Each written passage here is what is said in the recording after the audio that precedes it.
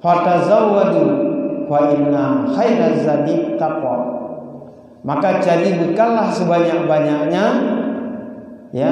Fa inna khairaz zadi taqwa, sebaik-baik bekalan adalah takwa kepada Allah Subhanahu wa taala. Yang peringatan Al-Qur'an. Jadi dunia kagetanya gejuk ditanya baik terlena.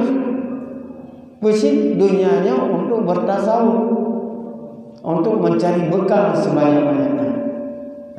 Maka dalam halnya juga Ibnu Abbas dikun, ya, dunia nejuk Allah Taala kepada orang mukmin liyatazawwadu. Dunia nejuk kepada orang mukmin liyatazawwadu, untuk mencari bekal sebanyak-banyaknya. Lewat sembahyang, lewat puasa, lewat sedekah, lewat dan sebagainya.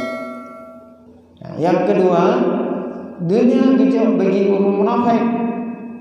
Di orang munafik kan liyatazayyanu, untuk mahai-hai, ya, baik kendaraan, rumah yang mewah, kendaraan mewah, dan fasilitas-fasilitas yang lainnya adalah liyatazayyanu.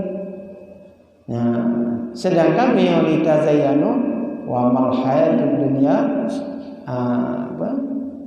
dunianya sebagai hiasan bagi kita. Dunia hiasan, menyanyikan kita jadikan dunia hiasan, itu adalah sikap daripada orang munafik. Kemudian yang kedua, dunia gejuk Allah Taala kepada orang kafir. Gejuk dunia kepada orang kafir liyatamatta'u, untuk jimu sedap-sedap, untuk jimu sedap-sedap. Walaupun kadang-kadang dikitanya dalam pandangan kita umum sedap-sedap, ya. Yang lagi awak meme Honda kalau jalan yang pakai bendera-bendera ikut, ya, oleh yang badan puto, bajai puto, yang tamato dengan untuk jimu sedap-sedap. Kadang-kadang yang jangan si awak kaya-kaya, sehingga wah bekalang, ya, mana beli-beli mana, ya, yang dianggap lewatnya yang sabuk kesenangan.